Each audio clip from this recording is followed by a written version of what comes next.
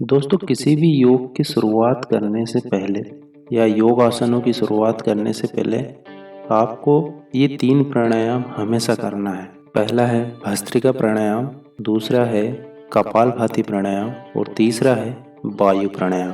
तीनों प्राणायाम के अपने अपने महत्व हैं, अपने अपने फायदे हैं और क्यों ये तीनों प्राणायाम करने चाहिए, इस वीडियो में हम डिटेल में इन सब की बातें नहीं करेंगे। इस वीडियो में हमारा उद्देश्य है बेली फैट को कैसे रिड्यूस करें। बेली फैट कमर के ऊपर जो चर्बी जम जाती है उसे कहते हैं। इसको रिड्यूस करने के लिए इस वीडियो में हम आपको जो एक्सरसाइज बताएंगे वो बहुत महत्वपूर्ण है और आप इसे आसानी से घर में कहीं भी पर भी कर सकते हैं। तो आइए शुरू करते हैं। सबसे पहले भस्त्रिका प्राणायाम करते हैं। भस्त्रिका प्राणायाम में सांसों को तेजी से अंदर बाहर करते हैं, जिससे हमारे शरीर में की गर्मी बढ़ जाती है और जो अपशिष्ट पदार्थ हमारे शरीर में होते हैं वो डीऑक्साइड हो जाते हैं, बाहर निकल जाते हैं। भस्त्रिका प्राणायाम हमारे शरीर में कार्बन डाइऑक्साइड की मात्रा को कम करता है, जिससे आपके गले का कफ, अपच और अस्थमा जैसी बीमारियों में ये बहुत ही कारगर प्राणायाम माना जाता है।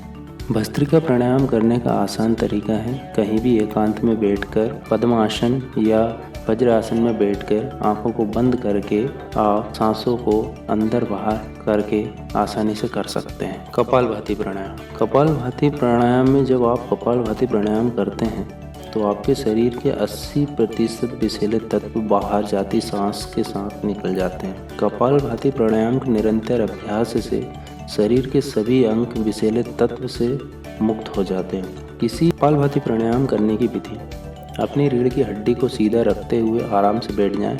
अपने हाथों को आकाश की तरफ आराम से घुटनों पर रखें। एक लंबी गहरी सांस अंदर लें। सांस छोड़ते हुए अपने पेट को अंदर की ओर खींचे। अपने पेट को इस प्रकार से अंदर खींचे कि वह रीढ़ की हड्डी को छू ले। जितना हो सके उतना ही करें। पेट की मांसपेशियों के सिकुड़ने को आप अपने पेट पर हाथ रखकर महसूस कर सकते हैं। नाभि को अंदर की ओर खींचें। जैसे ही आप पेट की मांसपेशियों को ढीला छोड़ते हो, सांस अपने आप ही आपके फेफड़ों में पहुंच जाती है।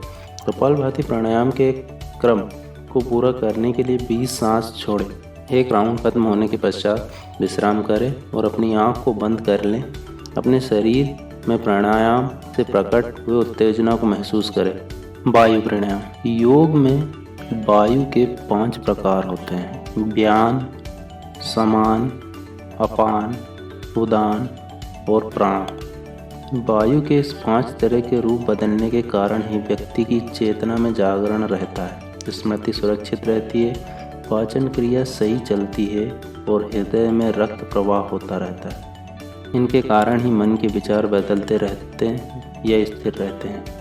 अंतर करते रहना चाहिए। बेली फैट को रिड्यूस करने के लिए प्लैंक एक्सरसाइज करते हैं। प्लैंक एक्सरसाइज में होता क्या है, जमीन पर छाती के बल लेटकर दोनों हाथों को जमीन पर टिकाकर शोल्डर को लॉक करके इस पोजीशन में आ जाते हैं। 10 से 15 सेकंड इस पोजीशन में रहने के बाद आप इसे 2 से 3 बार या 5 बार दोहरा सकते हैं। प्लैंक एक्सरसाइज में कमर के ऊपर का जो हिस्सा है, पेट, पूरा फोर्स आप वहीं पर महसूस करते हैं। आप निरंतर इस अभ्यास को 2 से 3 बार कर सकते हैं। हाथों को जमीन पर टिकाकर शोल्डर को लॉक करके एक पैर को ऊपर की ओर सीधा रखकर फिर दूसरे पैर को सीधा रखकर आप इस एक्सरसाइज को कर सकते हैं। इस क्रिया को आप 3 से 5 बार दोहराएं।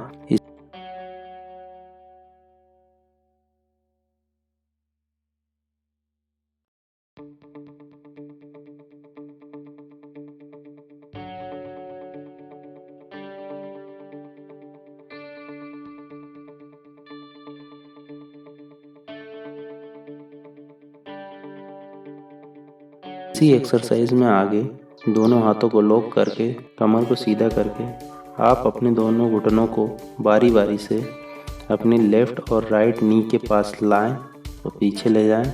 इस तरह से इस क्रिया को आप अपनी क्षमता अनुसार 10 से 12 बार कर सकते हैं। इससे आपकी बेली के साइड की जो चर्बी है वो धीरे धीरे रिड्यूस होने लगती है। आप प्रतिदिन इस क्रिया को आप प्रतिदिन निरंतर 2 से 3 बार कर सकते हैं और अपनी बेली का फैट तेज़ी से रिड्यूस कर सकते हैं।